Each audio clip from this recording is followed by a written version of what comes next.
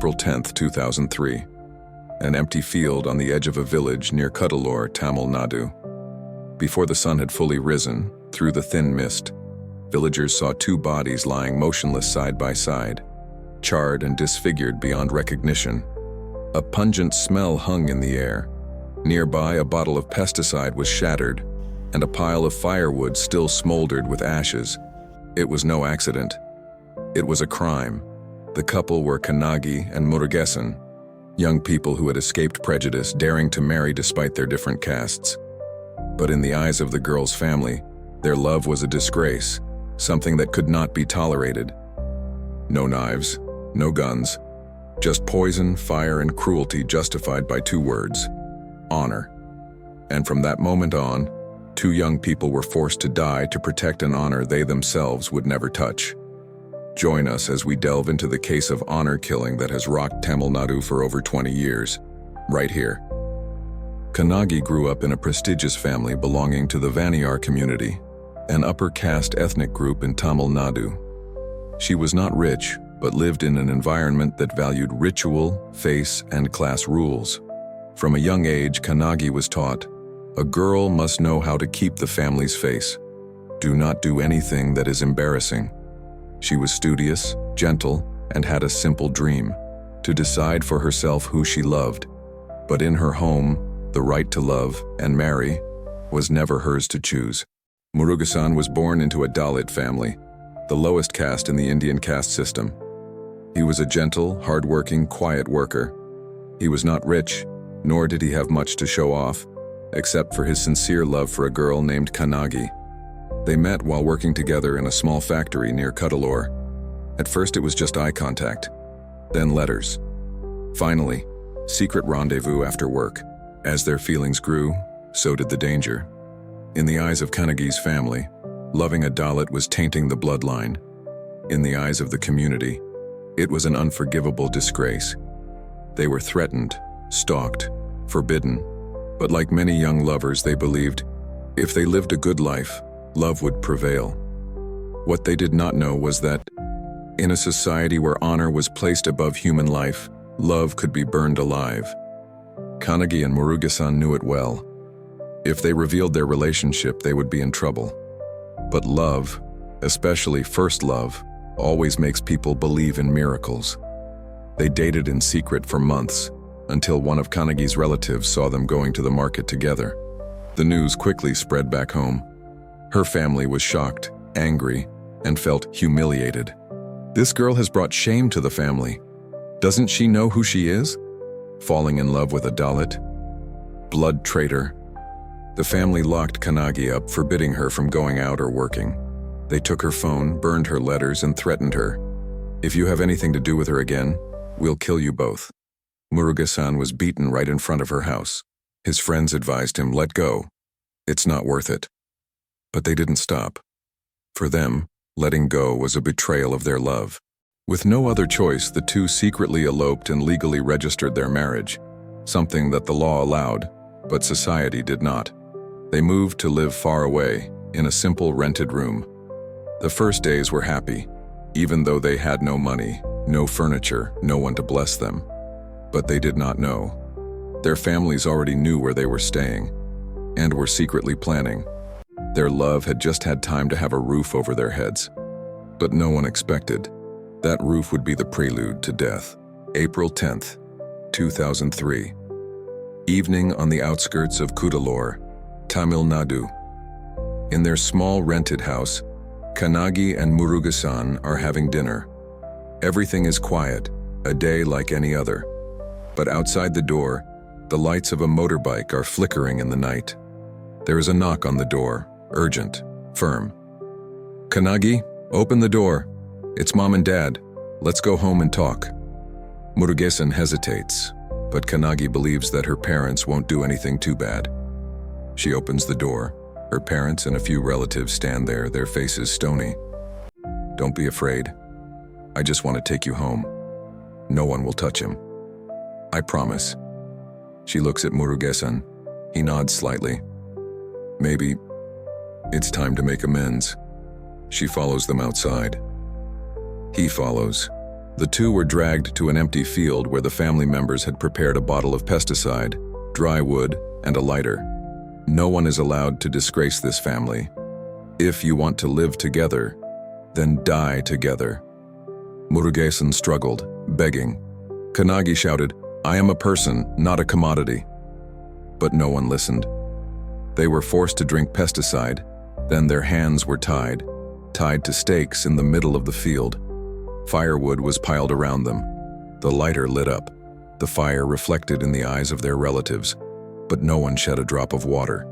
In the crackling sound, in the smell of burning skin, two young people were burned alive for daring to love. A case without knives, without guns, only fire, silence, and hearts colder than the flames. Early morning, April 11th, 2003.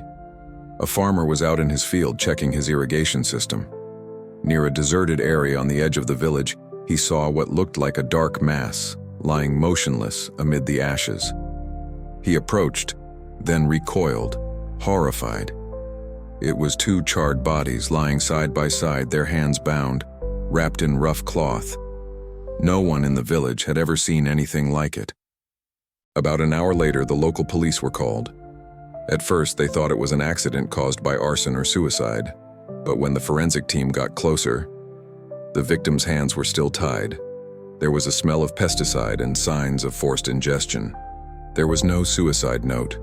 There was no sign that the victim had done it herself.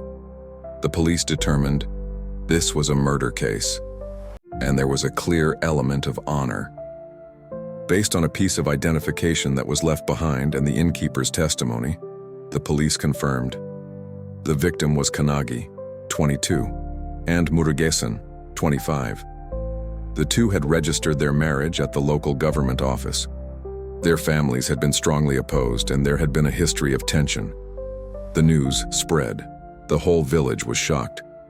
No one expected they were really murdered and burned like trash, just because they loved each other from the wrong caste. A few days later, the case appeared on the front pages of Tamil Nadu newspapers. Caste-crossing couple burned alive. A shocking case of honor killing. How will the law deal with it? Love and die for it. The tragedy of the caste system. Public opinion began to rise. Pressure was put on the police to investigate further and take strong action. At the scene, the investigation team found half-burned cloth rope used to tie the two victims' hands, a crushed pesticide bottle, still contaminated with organophosphorus poison, long-lasting charred marks.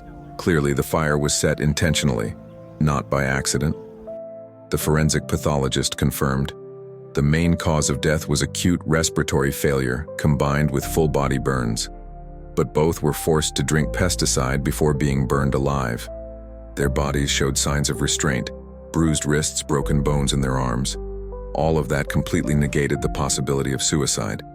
Police determined the couple had just registered their marriage legally at a Cuddalore district office, more than 20 kilometers from their hometown. They rented a room and lived anonymously for several weeks after the wedding. The owner of the room said that some relatives of the bride's family had come to visit them a few days ago with unfriendly faces. Investigation determined that a group of 6 to 8 people, all relatives of Kannagi's family, had followed and kidnapped the couple the night before the body was discovered. The police arrested a total of 13 people, including Kannagi's father, uncle, and brother-in-law. Several friends from the community who also participated. At first, all denied it. But after cross-examination and witnesses, one of the group revealed the whole truth. She brought shame to the family. She is possessed by a demon, and that guy is a low-class person. Killing her is cleansing the dirt. We didn't kill out of hatred. We killed for honor. The police found evidence that the pesticide had been purchased the day before, and that the firewood had been collected from Kannagi's uncle's house.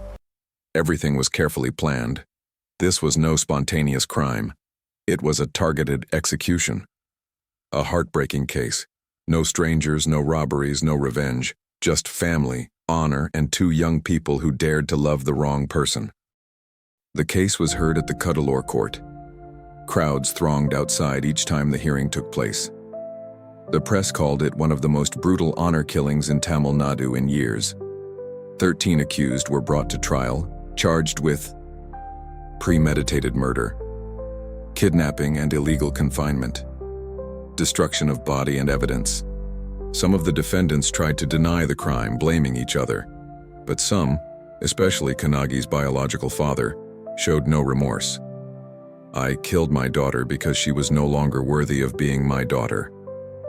I did not kill a human being. I killed a disgrace." In court, none of the defendants shed a tear. They considered the deaths of Kanagi and Murugesan a purification ritual, not a crime. In 2010, the Court of First Instance sentenced 8 people received the death penalty.